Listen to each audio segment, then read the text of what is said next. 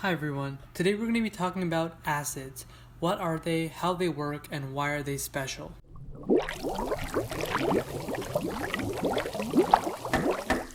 First of all, let's discuss what acids actually are.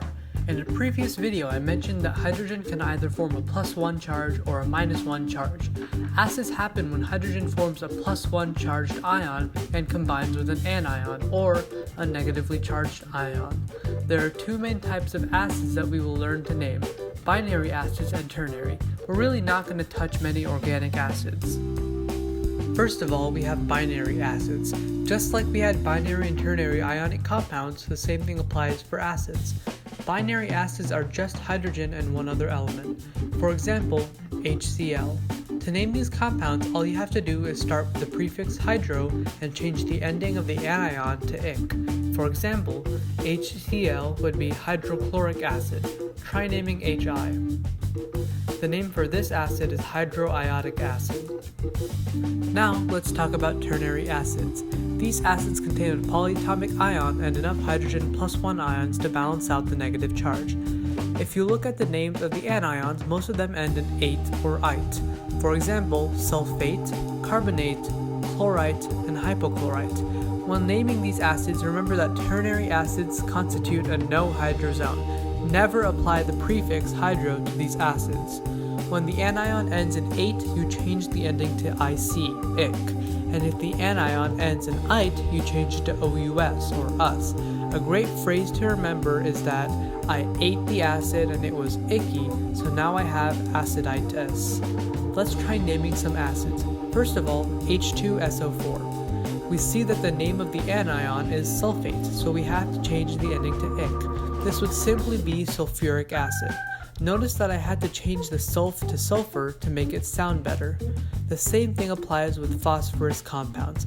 Let's try one more. Try naming HClO. This compound we see ends with the hypochlorite anion, so we have to change the ending to OUS. This makes the acid name hypochlorous acid. Now, let's talk about why we don't classify acids as ionic or molecular. The reason why we can't is because they're kind of both. You may think that because the bond is between two nonmetals, it has to be molecular, but we've been talking about hydrogen forming ions this whole time. With ionic compounds, when they dissolve in water, they always separate out into their individual positive and negative ions. The same thing sort of happens with acids. This brings us into our next topic: strong versus weak acids. There are two subdivisions of acids based on their behavior when you dissolve them in water. Strong acids 100% dissociate. That means that all of their ions separate out, and there are only 7 of them that you must memorize for the future.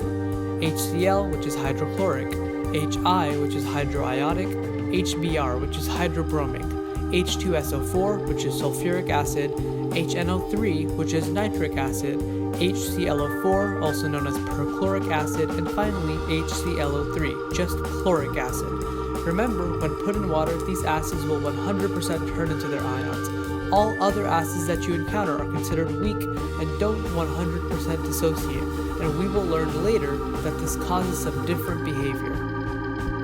Thank you guys for watching, and I hope you enjoyed this short review of what acids are. Sorry for not posting for the past 2 weeks. I was in a place where the internet was spotty and I couldn't upload. But starting next week, my upload schedule will go back to the regular that it was. 2 FRQs per week and 1 informational video per week. Thanks for watching, and I'll see you guys in the next video on Monday.